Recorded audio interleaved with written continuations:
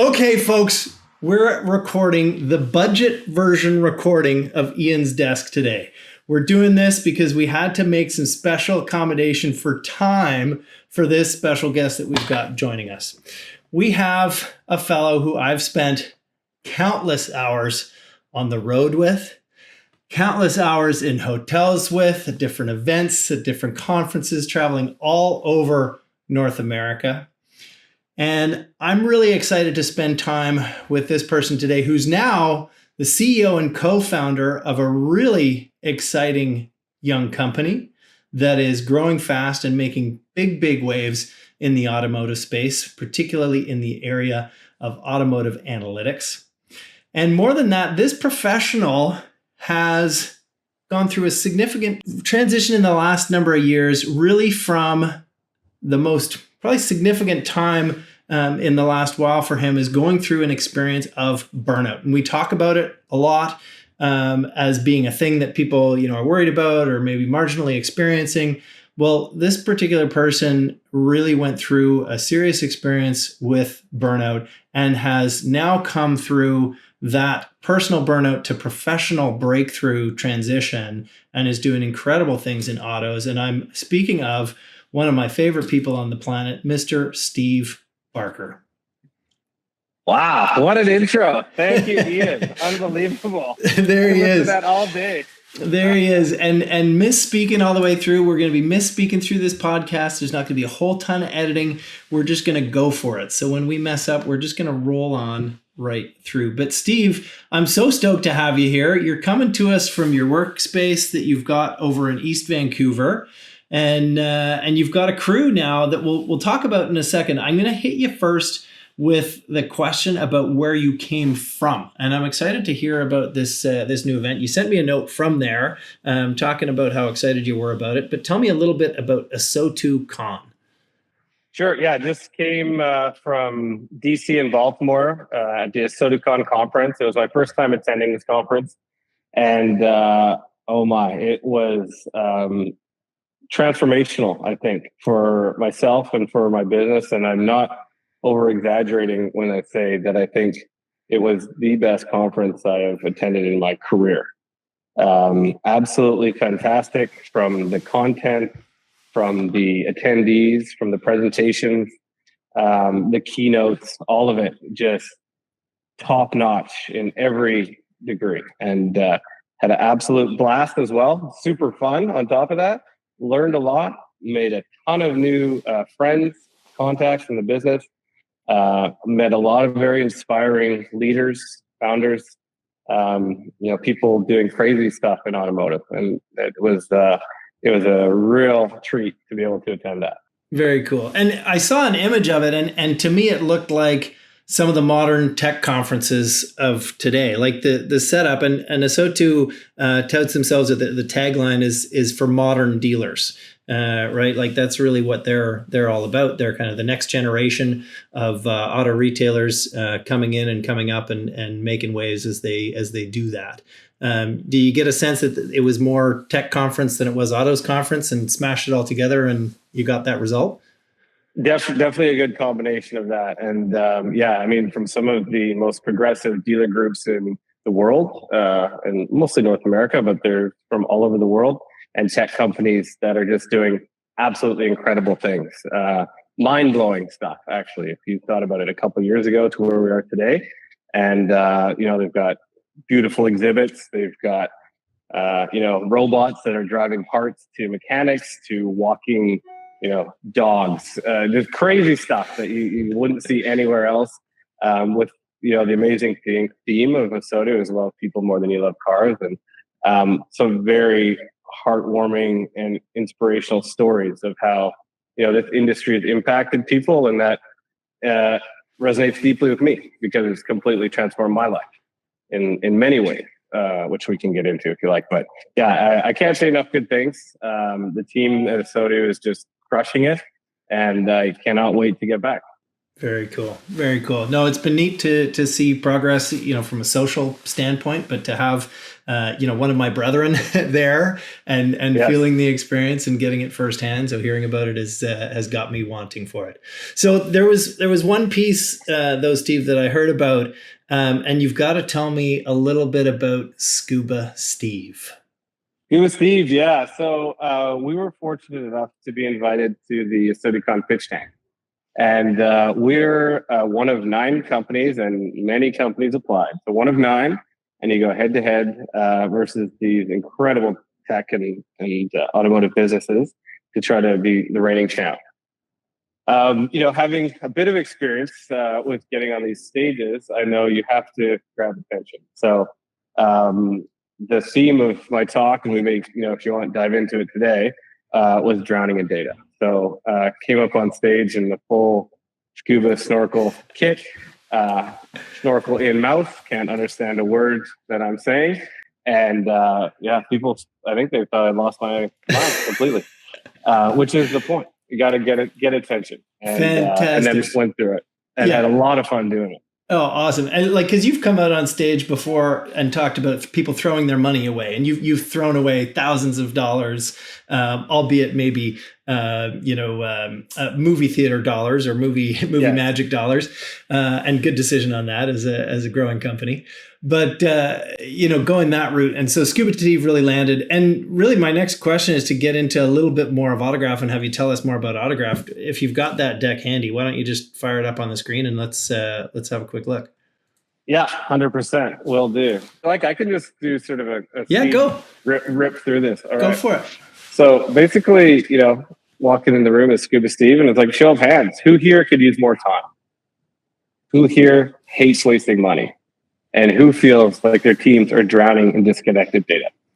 Well, my name is Scuba Steve. I'm the CEO of Autograph Analytics, and let's dive right into it. So in automotive, data has always been very messy. There's way too many tools. There's too many tabs. There's too many dashboards. It's like drinking from a data fire hose. That fire hose has now become a tsunami, and your teams are drowning in disconnected data systems, and those missed opportunities are slipping right through their fingers. And this data flood isn't slowing down, actually. It's rising faster than ever. So in this new world, some are going to ride the data wave, and some are going to get swept away. The winners are going to move fast, fix problems early. They're going to stay ahead. The losers are going to miss opportunities. They're going to miss the signs, and they're going to wipe out hard.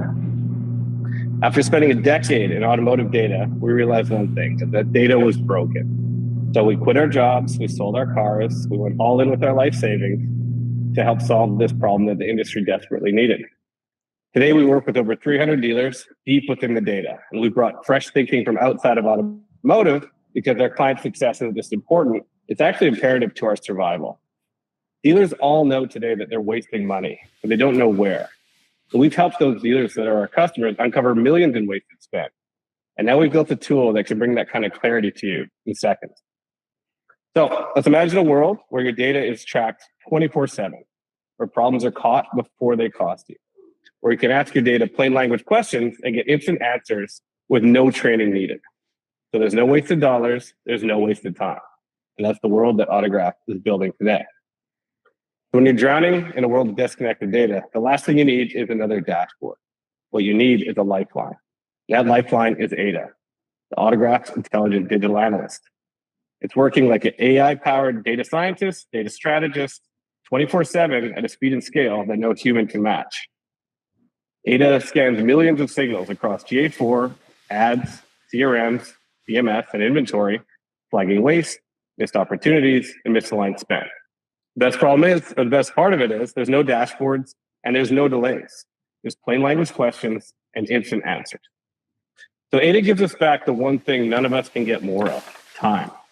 It gives you time to act, it gives you time to drive revenue, and it gives you time to win.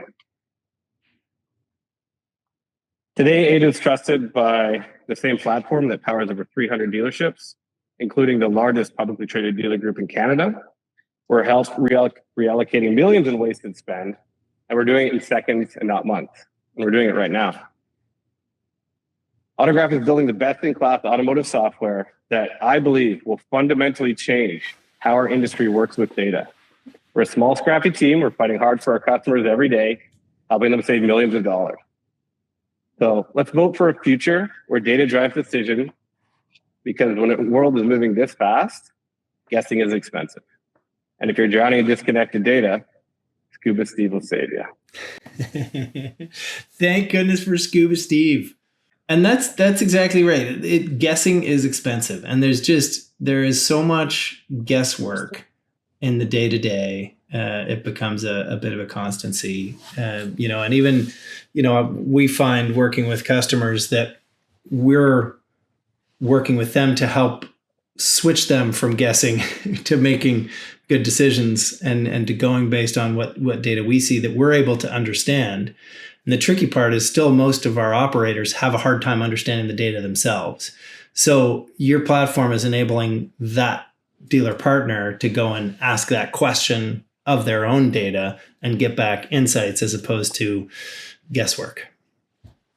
That's right. And having been, within your organization myself for many years, that was one of the things I loved about Leadbox, is never being shy of data, using it to get better and improve campaigns. And it's a tool that is helping you. That's not the case with everybody. There's other organizations out there where they want to really protect that because they don't want that information out there, which doesn't improve the dealer, doesn't improve the agency, doesn't improve the customer experience. So being able to lean into that and use that to improve is the whole point. The unbiased source of truth that you use to improve your campaigns and your performance in your operation. Yeah, awesome. And Steve, not because you're a close friend of the Leadbox team, not because you're a close friend of mine, but because we're so comfortable with people looking at our data every day and looking at the information we share, like analytics accounts, like we prefer to work in the dealer's analytics account, all that kind of stuff. We want it to be clear and transparent, but you're alluding there that that's not always the case. That from organization to organization, that there's variable levels of transparency or of clarity that's being shared with our dealer network or our dealer partners out there. 100%. And I think many folks who may be watching this have come across that, and that's a big part of the reason Autograph exists. It's one of the main reasons Autograph exists. Why should it take days or weeks or even longer to get answers to questions of data that the dealership controls? It doesn't make sense to me. They should be able to find those answers instantly. But there's a potential friction point with access is one thing, but also just the ability to even get it. You may ask these types of questions and, okay, who can even answer that? Okay, we've got to go to a controller, we've got to go to a head of marketing, and now we've got this for one dealership, but we've got 30, and suddenly 4, 5, 6 weeks goes by, you forgot about it, and the moment is lost. Right. So that transparency is super important, so you can get quick insights and make decisions on the fly that can improve things in real time. Yeah, right on. So, hey, one of the questions that I've been asked over the last while, and I've spent a bit of time really coming at it from more the user perspective, like the senior executive, and helping them with tools and ideas of ways that they can use AI to help in their day-to-day. And one of the questions comes to mind here when we're talking about this important data and keeping it safe and making it available to a system to ask it a whole bunch of questions. What would be, like with Autograph going into an operation, what would be some of the key things that Autograph is going to do to protect that data, right? So, oftentimes we hear about putting too much information into an LLM, a large language model, or putting it into GPT, uploading files, that kind of stuff can be detrimental to privacy, that sort of stuff. What sort of things do you recommend to help protect that data at the onset when people are starting out? Yeah, 100%. And I got asked this question yesterday, actually, and it was just from a personal standpoint. So I would say from a personal user, and I encourage everyone, I think everyone should have GPT on their phone at a minimum, and maybe, other LLMs as well. But you want to be having a paid account for sure. You want to be having a paid account where it's not being used to train the model or train other models. And then when we get to the enterprise level for our businesses, then you need a secure enterprise level connection with a trusted company that's handled data properly, so that you're not training other models and it can't be used to basically leak into other areas that you don't want it to. So you want to make sure you have a trusted enterprise secure level. And but I think there's definitely, from a personal user standpoint, a lot of fear of that. So pay the $20, get the Yeah. GPT Pro account, and let her rip. And yeah, I mean, and it's let her rip, but go in and change that setting from training the model to not training the model. definitely, Right? yeah. So Definitely. that's an important piece of that puzzle. Once you're paying, you can still be training the model without going into the settings and making that adjustment. Yeah, 100%. Right on. So let's get into some of the fun lately. Let's go on the personal side of things, or some things that you've been doing to maybe save you time, or to help better your life, your time, your anything. Maybe plan a good date night or something.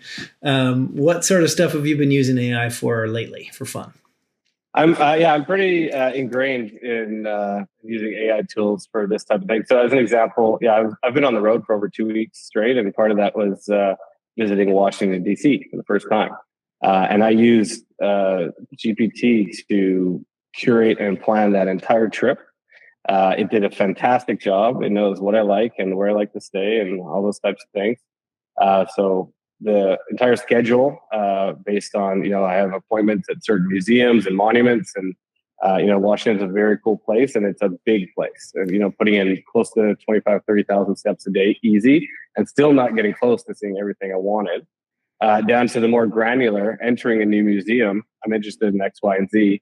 This museum for me would take 3 days to do it properly. I don't have 3 hours maybe. Where should I start, and how should we go about that? And it just absolutely rocked it. So that's, from one practical side, it's been good. And then from, now I'm getting pretty into things like prompt engineering, and with, Nick Basnet from the Leadbox team, he's super into this as well. So walking into a busy bar in Washington, and I said, hey, if I was to strike up a conversation with someone here, what are some things about DC that, would just resonate and get a laugh, and kind of an easy icebreaker? And it gave a laundry list of amazing stuff, which I tried and worked incredibly well. Hilarious. To the point where later that night, my wife FaceTimed me. I answered, and a whole group of new friends, and she's like, Steve, oh my God, who are these people? Who then gave me the wonderful advice, with the National African American History Museum. They said, you have to eat there. And I love museums. I go to a lot of them. I can't say I ever eat in a museum, and I wouldn't, because you think of it as a cafeteria. Well, in this museum, it's some of the best food I've eaten in months. Absolutely stellar. Wow. Perfect. Oh, I love it. Okay. So then let's switch now into data analysis, right? And what are some of the things, like, it's been fun for me over the last while to throw different types of data, and like structured data and unstructured data, and images, and all sorts of different file types, Excel, PDF, but different image files, and even video, like all sorts of different things that you can throw at it and ask questions, and better understand the material or synthesize the material.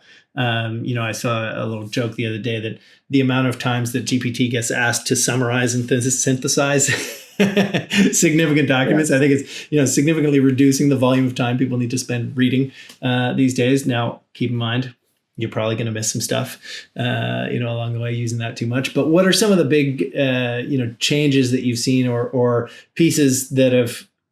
I'll put it this way: what's left you gobsmacked in the last, even month, or if you want to go back a little bit further, about what capabilities were there relative to the data type and what the output was? There's a lot, and each customer has a different use case, depending on what they need to see. I've had my jaw drop many times, and I just spent a week in Toronto showing top level execs in our industry what this can do, and I am not exaggerating. They were jaw dropped, speechless. So it really depends what you want to look for. I've got some anecdotes that I can't share on YouTube, but ask me offline, and I'll gladly tell you, because it's being used in interesting ways that I never could have predicted. But from a high level, I think just from a marketing standpoint, show me the inventory that is not getting the love it needs, whether from views or leads. Show me the old age inventory. Show me, now we're getting into interesting kind of questions beyond what the marketer would typically see. Show me aged inventory that is got a high cost of interest against it. Show me, why are we negotiating with a customer over $1,000 or $5,000, a couple $1,000s on a used car when it's been sitting on the lot for 9 months and we've paid more than that in interest. Mm-hmm. Things like that I couldn't have predicted. Down to personnel issues, floor planning, service. And, that's the really interesting thing. When we look at the car dealership, it's really like 8 businesses in one. We've got the new car, used car, F&I, parts, glass, collision, and so on. And all of these questions can be, so the decision tree it's absolutely astounding what you can dig into. And when you can show, if we have access to clean data from these systems, which we do, and you can ask a plain language question and essentially instantly get an answer, it's a paradigm shift in how we're going to work with data in this industry. Mm-hmm. Most definitely.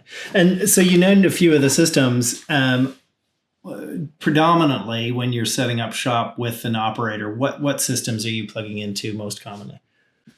Based up here in Canada, so we got our start with most of our Canadian customers. So from the DMS standpoint, integrating with PBS, great partner, great data source, and really great to work with. And of course, we plug into all the marketing suites. So your Google Analytics accounts, your ads accounts, Meta ads accounts, got TikTok ads accounts, Bing, DV360. Depending on the marketplace in Canada and the US, they have API. So your marketplace spend can be piped into there as well. Multiple different partners for inventory feeds to get your inventory data in there. Other DMS providers. I know I may be forgetting something, but into CRM a little bit as well. Yeah, CRM as well, depending on the CRM and how that's set up within the dealership, of course. So it's pretty much all of it. And the unique thing that we've built that I'm so proud of the team is being able to query those different databases instantly across the different databases. Like anyone can get a spreadsheet with a bunch of cars on it and find a price. Yeah. But show me the price. Show me how many times it's been viewed online. Show me the gross profit potential from this vehicle. How many of them do we have? How many people are interested in the CRM? And it gives it to you. Yeah. And that, to me, that's one of the fascinating things is relative to the outputs that can come out of really powerful large language model systems is you could say, hey, formulate a table for me. And I want it to have these headings and I wanted to have this information in the table based on, that same stock ID or that same vehicle identification number, and get all of those details from each of those disparate systems is what I'm understanding, is that I can pull the information from, maybe I want to have some specs about it, or I want to understand, interest rates and that kind of stuff that are associated to it. That might be in the DMS. And then pulling, how often that vehicle has been seen from web data, and pulling, maybe there's been a physical showing of that vehicle to 3 different individuals that are in the CRM. And beyond who our backs are. That's right. And but beyond that, one of our favorite customers said, I'm going to be able to tell you what color was the pants of the person who delivered the vehicle. If it's in the system, there you go. And garbage in, garbage out. So tell me a bit about that. Like, garbage in, garbage out is such a frustrating thing sometimes, because it can end up being the answer that throws off the success of what we're trying to achieve. How often are you encountering, frankly, crappy data within systems that our operators are using?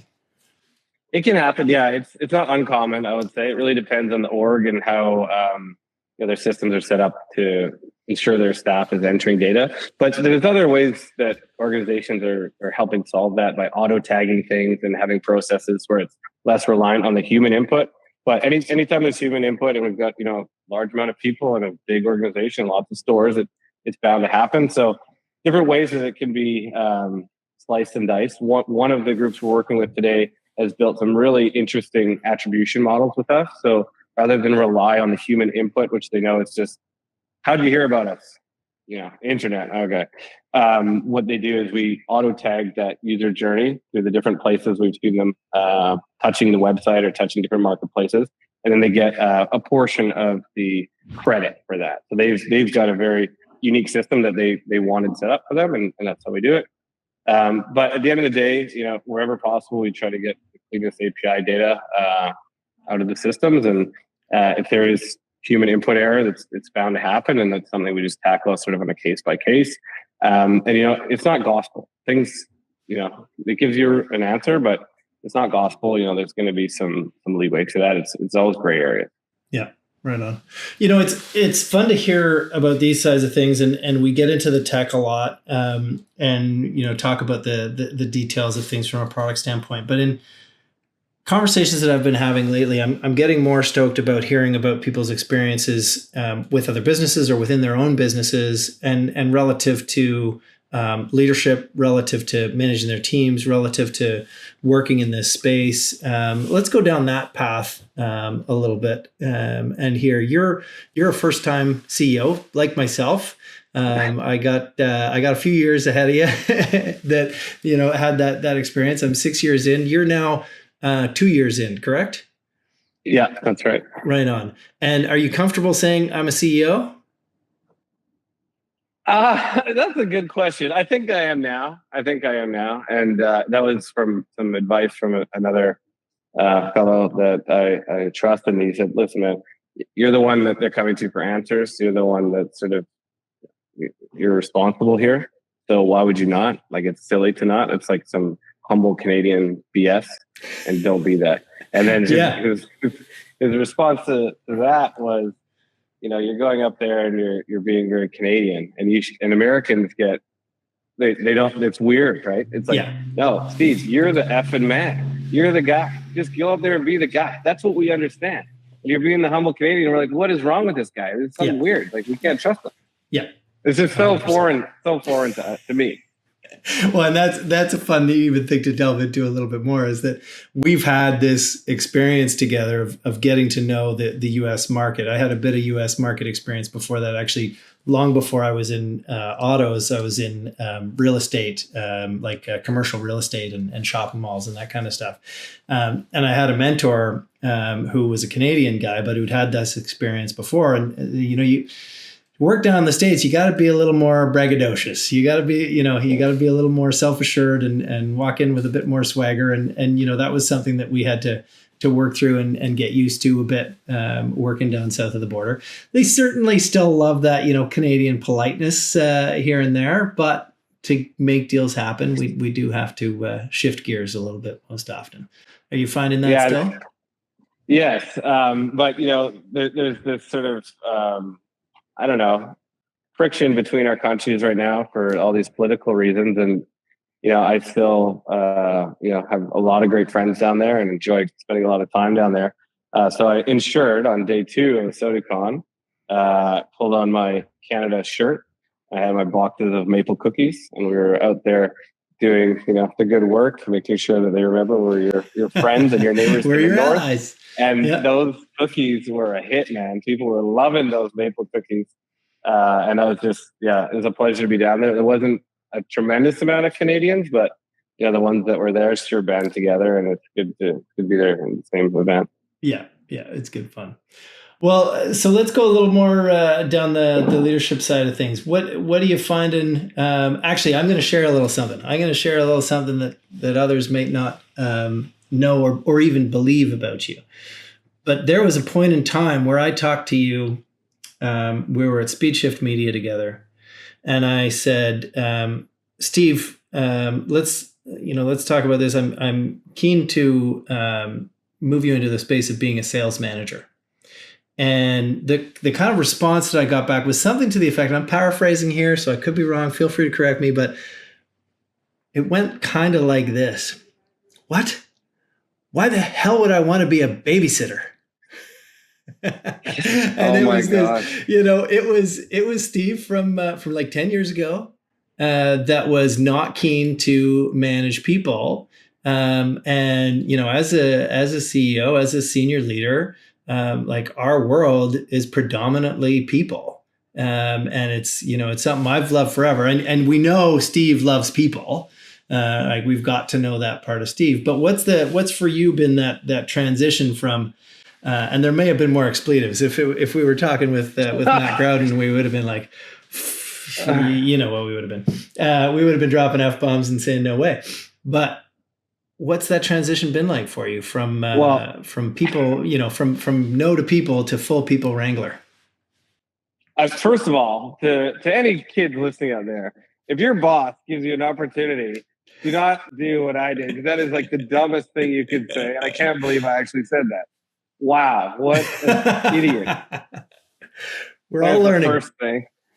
Yeah, there's the first thing. Don't do that. No, man, like it's very interesting, Ian. So going back a step, there was a comment that was made at ASOTU Con, and it was the automotive industry is providing launch pads for careers disguised as jobs. And that just spoke to me. And you gave me my shot. I know I'm going way back, but you gave me my shot. I didn't know anything about automotive. I knew nobody in the industry. I'd worked in real estate tech. And you gave me my shot, and I locked myself in the BS room, we called it, the little call room, which was freezing cold. But it had one good feature. It was right next to your office and the CEO's office. So you could hear everything I did all day. And I knew I had to make 100 calls a day. I knew it. I couldn't fake it. And I just did that. And it started to work. So I've gone way off track. But fast forward, that was 10 years ago. And now I'm here, and it's almost unbelievable that that's happened. I remember walking to the first conferences being scared. I didn't know anybody, and I also didn't know anything. So even if I did spark up a conversation, I don't know anything about auto, like zip. I like cars, but man, it is not a friendly environment. Like, not to say there's great people, but when you're in that new thing, it's kind of like, holy smoke. But you learn and you coach as you did, and you get to a point where now I've learned enough where I can begin to coach. And another really impactful moment of that conference that I sent to you was, you're not a leader until you can train a leader who can train another leader. And you've done a shitload of that, man. And that was really impressive to see that, because I truly believe that. So the things you've been passed on to you have now been passed on to me. And if I can, live up to your standard, I can pass it on to some of my team. And hopefully that continues to cascade for who knows how many people you've impacted, man, like thousands down the line. Yeah, you sent me that note the other morning, and that got me. So fortunately, it's not the first time I've heard this, or I'd be waterworks too. And part of that is, I'm going to be giving a talk in Calgary on Friday about people first leadership, and about making sure that we're taking care of the individual in front of us, not their output. Right, we're taking care of the individual first, and that, Steve, you went through a rough experience, and one of the things that we're talking about, like the topic of this talk is happy leaders, happy teams. And when we can't come to the table ready, we can't support our team members in the way that they need to be supported.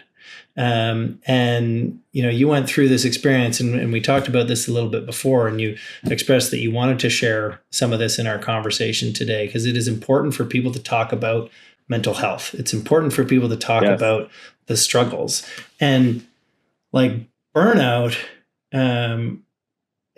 I think still gets thrown around, and people that have really experienced burnout or a significant mental health challenge related to work and life, and work and life are so intermingled that it's going to affect everything. And you've gone through a really significant transition to get to a place, and to the place where you are, where, from what I see from the outside, great stability, great balance, great strength in making decisions that are going to support your well-being, and therefore the well-being of your team, right? The well-being of your organization. And I want you to share a little bit with folks some of and it could be like, Steve before would do this, Steve now would do this, or, however you want to communicate. But what's different? What are some of the things that you do to make sure that you're able to show up for your team when you need to, and able to create those leaders that'll then propagate and create more great leaders in our community? Yeah, man, this is a big one. So I'll try to be succinct, which can be a struggle for me. But first of all, the support and love I got from yourself and Leadbox during this time was absolutely incredible. And I would not be here without that. I would not be here without my wife. But to get into it a little bit, I was very career driven. I worked, I think, pretty hard, too hard. It was a badge of honor to have a calendar on Monday morning that had no slot open. It was nonstop meetings. It was a lot of travel, and I really loved it. I enjoyed it, and it became part of who I was. It was my DNA. Like Steve's a worker. He's a grinder. He's out there doing his thing, and it was great.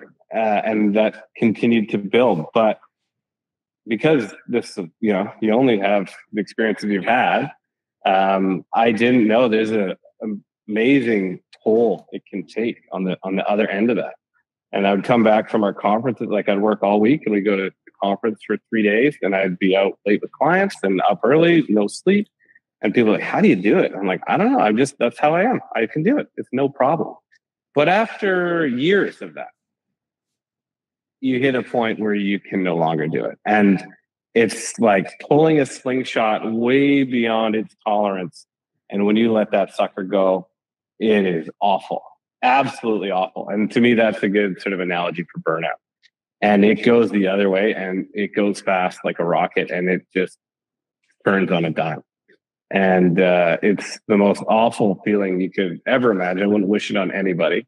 The other challenge with it is, you don't know what's going on. Like, you're just in this cyclone of confusion and darkness. And you guys helped me get through that. And my wife, like, without her, oh my goodness, like, unbelievable support. And I think that's why I want this message to be out there, because I hid it for almost 12 months. And I did a pretty good job, I think, of hiding it, except from the people that you can't hide it from. Yeah. But it's not a good way to live, and it's very dangerous. And there is amazing support out there, and your mind is just another part of your body, like your muscles or your bones. And when it needs help, you need to get professional help, because it will do wonders for you, and it has for me. So yeah, I hope that sort of helps. Yeah. With that question, but yeah, man. Yeah, no, it does for sure. And I think that there's more and more folks talking, and that just needs to be propagated more and more again and again. So with every opportunity that we have to share what we're doing, to find those opportunities. And I just shared with you that I'm going through a few intake things to figure out someone that I can chat with. Someone that I can talk over things with. And, I'm fortunate that I haven't experienced that burnout, that max point. And some of the things over the last while that I've done to help with that is bringing in some additional people to help with things that I've been responsible for. Our company's grown very quickly in the last 18 months, from about 30 people. Actually, I'd say the last 12 months. It's May. So we just celebrated the first year anniversary of the Magnificent Seven. Those are 7 developers that started at the start of May last year. I love it. We were going to hire 5, but there were 7 that were great, so we just went for it. And 2 additional team members at the same time. One as an account manager, one as a campaign manager, and our new controller started at that time. Anyway, we continued kind of on that pace to go from just under 30 team members to now 56 team members in the organization. Yeah, amazing. So it's been going bonkers. But 2 of those people have really helped me a lot, keeping my load under control. And that's our head of HR, Sarah, who's done extraordinary things. And even today, I found myself, when meeting with her, I was thinking about all the things. And partway through, she kind of expressed that, yeah, that's how she would likely do it too. And I said, oh, wait a minute. So Sarah, you can handle this 100%. So I'm going to pause there. I'm going to put full control back to you, and you let me know if you need anything, and I'll be here to help, because I'm always happy to help. Right, that's my thing. The other is Frankie, who's my executive assistant, who's helping me manage my calendar. And we're looking at the calendar today, and I'm trying to fit more in because I've got a couple travel weeks coming up, and it's tough. And she's helping me to remember that I need gaps, I need thinking time, I need those pieces, and just cramming it back to back to back to back doesn't serve. So, what are some of the things that you're managing differently now? Like you've done such a good job, I find, and I'm of living more lately, and finding these opportunities to really marry work and play, like the weekend you took in DC, or working, like doing a house swap and working from a different location, and that kind of stuff. Like, we can work from anywhere, but when we change our surroundings, when we change our experience, that can change a lot. But what are some of the things that have impacted you the most? I think the most, there's probably three categories. Really prioritizing sleep, and not joking about that. It's like blocking. I am in bed by this time, and I need to have this amount of sleep, and it's without any disruptions, and it's in the right sleep hygiene scenario where it's really dark, it's cool, all the things. So I learned that the hard way. Like the lack of sleep will catch up to you, and it will burn you. Prioritizing exercise first, because that's always the last thing I was worried about. And you're traveling, and it's really easy to skip, and you're up at 7 for meetings until in the 7. So making sure that's a priority, and tracking it. And there's lots of great tools for that. And then meditation, of course, which I got from you. And it took me 4 or 5 years before I listened to you, because I thought, meditation was kind of weird. But it's fantastic.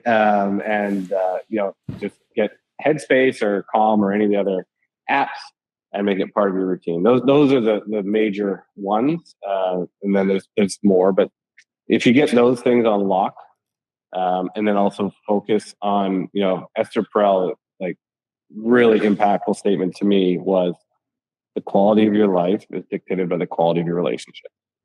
And if you don't nurture and invest in those relationships, they will wither. They cannot withstand it. And some are stronger, and they can take years of neglect, but eventually they're going to wither. So really trying to prioritize that, because what's the point of all of this? What's the point? Yeah. So those are the keys, I think, for me. Yeah. Yeah, 100%. I love those, and relationships in particular. And I've been talking and shared at the start of the year with our team, with our executive team, about intentionality, and being more intentional in those relationship choices that we make, and making sure to spend that quality time and do those things, which I still, frankly struggle with. That's an area of improvement for me. I'm curious on the sleep hygiene side of things. And I love hearing that term these days, and sleep has got so much more attention.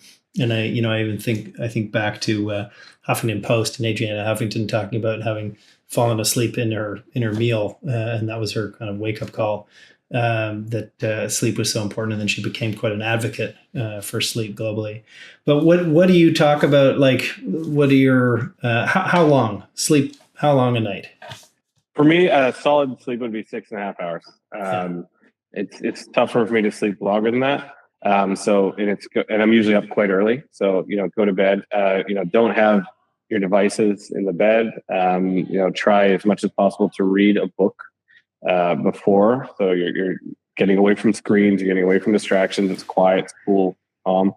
And then, you're locked in and wake up feeling refreshed and ready to go. Mm-hmm. My business partner, Joe, he's a big advocate of, like, he's got the device that tracks his sleep, and he'll give us his reading every morning, which is awesome.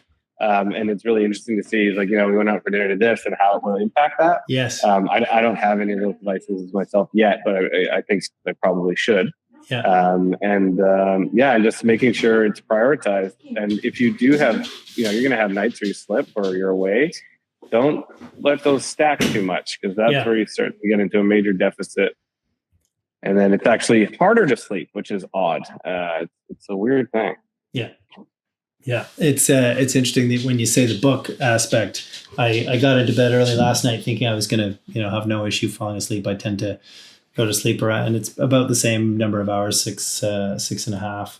I'd like to extend that a bit more. I think my body would thank me. And I try to go on this path of, it's not a schedule, it's a routine. So if I get to bed a little later, I just extend my alarm time by a half hour or hour.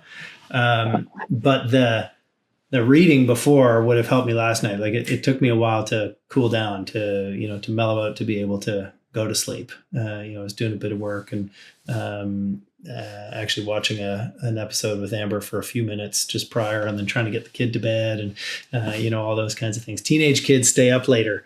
That is problematic for people that want to get to sleep earlier. Got to get them trained up. But no, super helpful. And exercise and meditation, 100%. Do you spend much time on self-reflection and journaling? Is that something you've got into at all? It's part of so I have a sort of a habit tracker, and that's part of my, it's one of my weekly habits. So it's not daily. But I know gratitude tracking daily is something a lot of people do, but for me, it's a weekly exercise.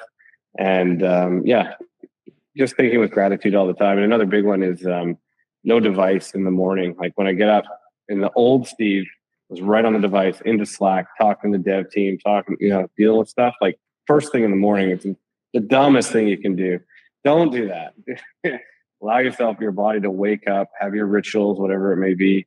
Have your shower, your exercise, and your stuff, and let yourself get ready for the day. Get sunlight in your eyes quickly, and then when you're ready, okay, now is my work block, and I focus heavily. And then another big thing for me, I'm very fortunate, is I walk to the office, and that is amazing if you're able to do that, and you walk, listen to the nature and you podcast, whatever. But it just gives you that ability to sort of reset, and then I'm here doing my thing, and then walk home. Yeah, fantastic. Well, I so appreciate that part and sharing your story. That's really meaningful for a lot of folks, I'm sure. So thank you. If it can help one person, Ian, I'm happy with that, because 100%. It's a scary thing, and it's stigmatized, so you don't want to admit it, and you also don't kind of know what's going on in the first part, so you're just lost. So if anyone ever wanted to reach out, I would gladly talk to them about this topic, because I've got firsthand experience, and the best part is it can be overcome. Yeah, it can be overcome. It's not permanent. You think it is, but it's not, and that's part of the problem. No, such an important piece. Thank you. Yeah. Let's shift gears. We're going to shift gears significantly. I'll tell you, and this is quite apropos. My drive to the office at Speed Shift, I used to listen to a serious business book, get myself in the mode and get into it. My drive home, I would listen to a book that was very relaxing, that was otherwise focused.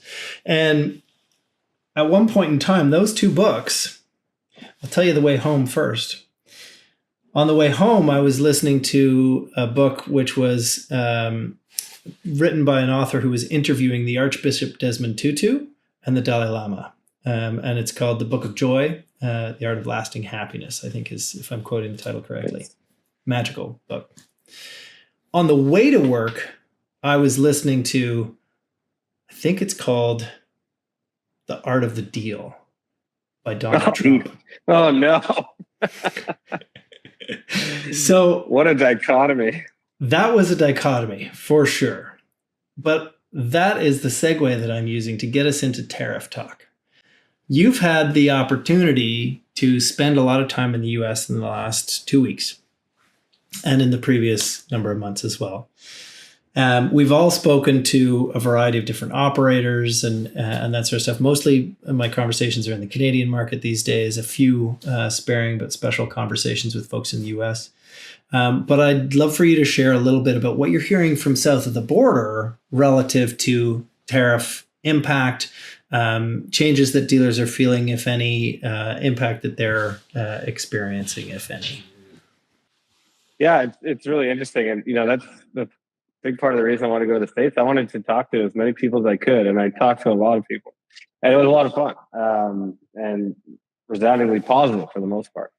I think from the business side, from tariffs, what some operators and brands are seeing is there has been an uptick in sales because people are concerned about prices starting to rise, which they inevitably will. So for the interim, you're seeing that bump. Once these start to come into play and the cost of vehicles and parts and accessories and everything else starts to rise, I can't help but think it's going to definitely have a negative impact on sales volume. But this current administration can change on a whim, and in another weeks, who knows what's going to be happening. So I think that's the initial, just an uptick. People are sort of getting prepared, bracing themselves, and if I need a new vehicle, now's the time to get one, because in 2 weeks it could cost 25% more or more. Yeah, and that it's a fascinating thing in that regard too. Is the note I wrote down was pulling through. They're pulling through demand into the current months. And what's the impact of that going to be for the back half of the year or for post tariff or who knows?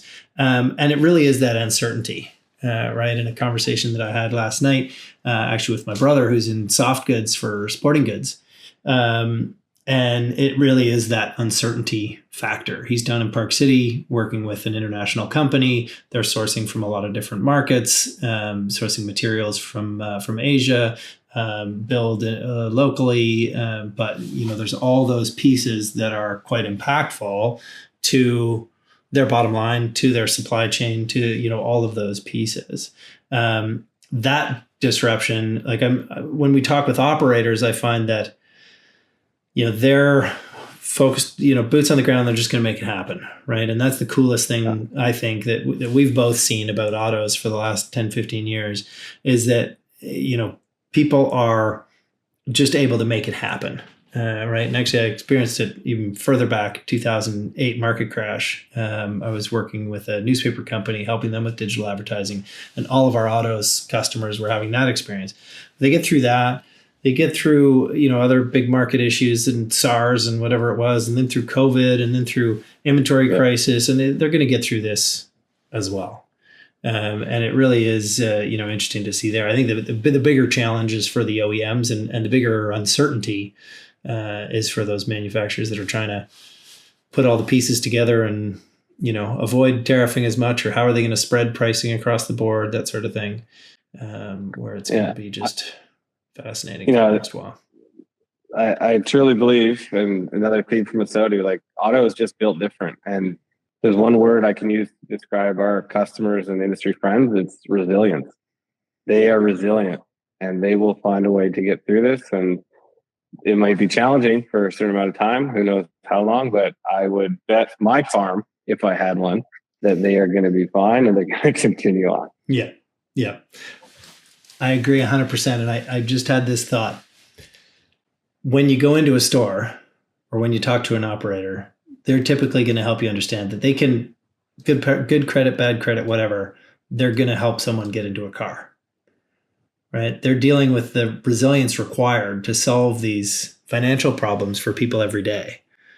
Yeah. Right now, we're dealing with a financial problem that they deal with constantly. Right. So it could be, where does resilience get sharpened? Maybe it's in doing those tough credit deals on a regular basis, and they just make it happen. Yeah. And you talked about, getting someone into a vehicle, another super impactful part of the conference. And I swear I'm not paid by ASOTU. It's that good. There's a program that I wasn't aware of called Vehicles for Change, and checked out their website, and they had firsthand stories of people who were at the lowest point of having, no luck and just needed something. And the dealer community gave them wheels. And when you're homeless and jobless and have children, that is a lifeline that you cannot talk about the value of that. It's not a lot of money, but life-changing to those people. And then telling their story of where they've gotten to, there was not a dry eye in that massive auditorium, because that's how impactful it was. And I vowed right there, when we were, moving forward into our charitable side of what we're doing, vehicles for change is going to be a big part of that, because it's just incredible what they were able to do for these families. Fantastic. Oh, that's really cool to hear. Vehicles for change. Yeah. Right on. No, I appreciate that. Well, let's do this. We'll round it out with a little bit of EV talk, just for kicks. Nice.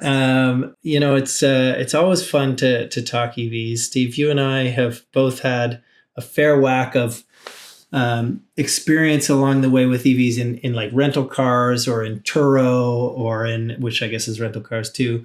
I had my most glorious experience a little while back in Toronto, where I actually finally succeeded in renting the Polestar 1 as a Volvo nerd. The Polestar 1 is pretty much mecca for vehicles that I wanted to drive.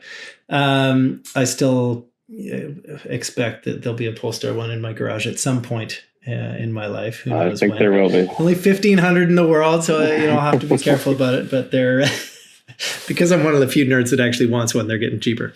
But you had the experience with Polestar over the last while, and you got in on that amazing deal when Polestar was struggling a little bit. Still, there's struggles. There's struggles for a lot of folks, and lots of uncertainty relative to electrification.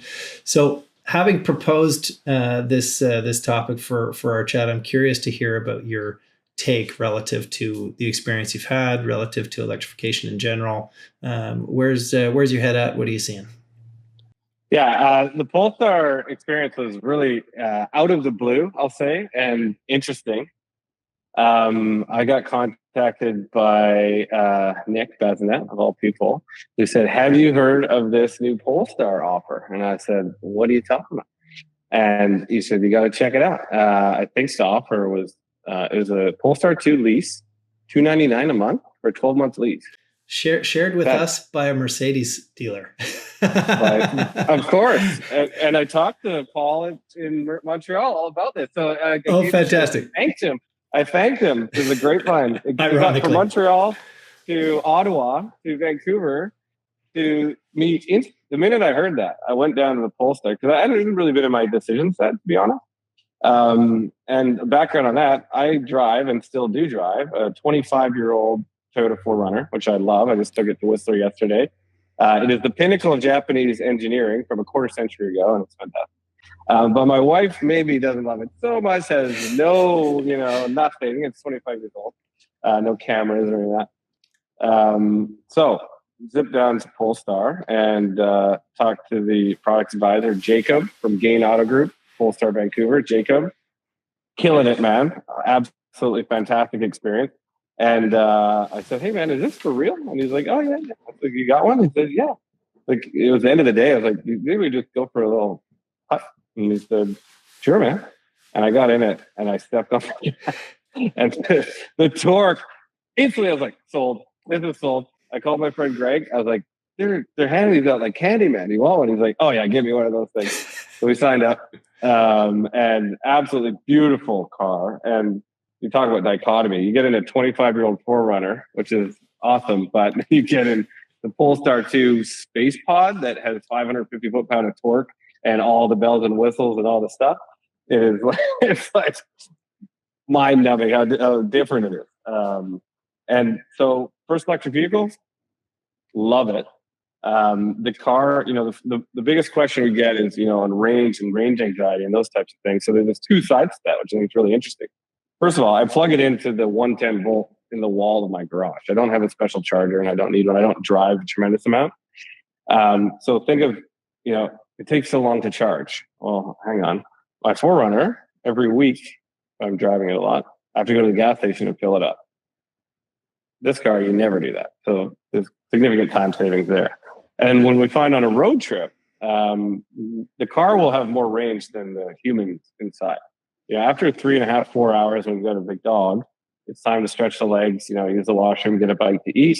And we're so blessed in BC to have so many high-speed chargers that it has not been an issue yet at all. And so we plug in. Usually it would take about 25 to 30 minutes to get from like 20 to 80 or 90%.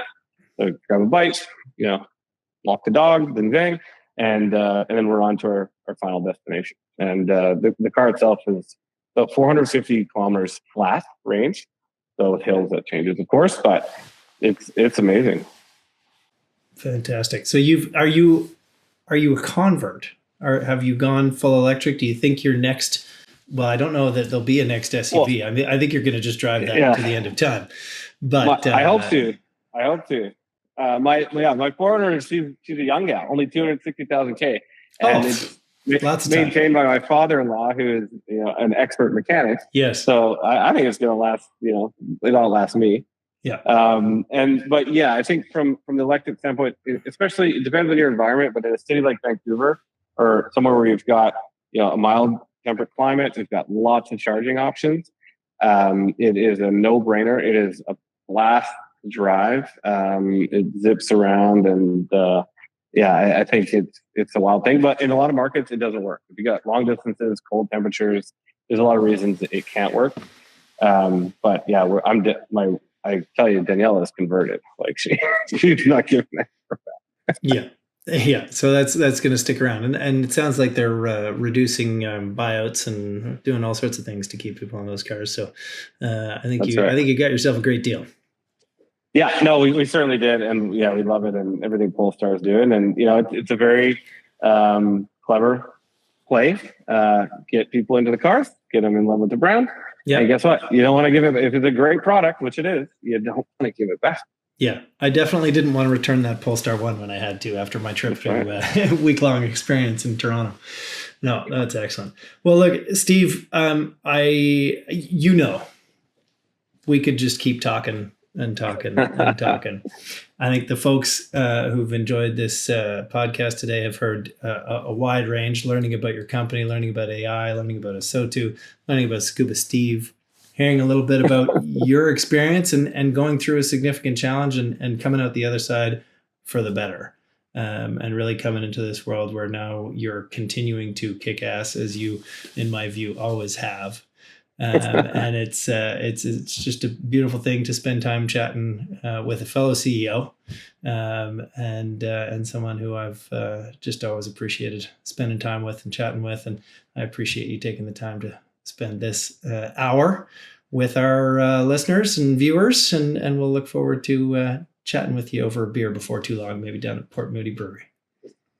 I'm so down, and thank you again for giving me my opportunity. And to anyone who's maybe starting their career watching this, you never know what can happen, guys. So just give it your shot. I know it's not easy out right now for the younger folks and jobs, but keep pushing, keep trying, do whatever you can. A lot can change in a short amount of time. And also, we're huge fans of Leadbox, and Ian, I'm so proud to say you're a friend, mentor, and I tell people and brag about you that you're now leading a 56-person organization, and I'm sure in not too long it will be 156 or wherever you want to take it, and that is just astounding. And I'm so happy for all of your success, and go Leadbox. Super exciting. Thank you, Steve. Such a pleasure. We'll chat soon. Anytime. Sounds good. Bye, guys.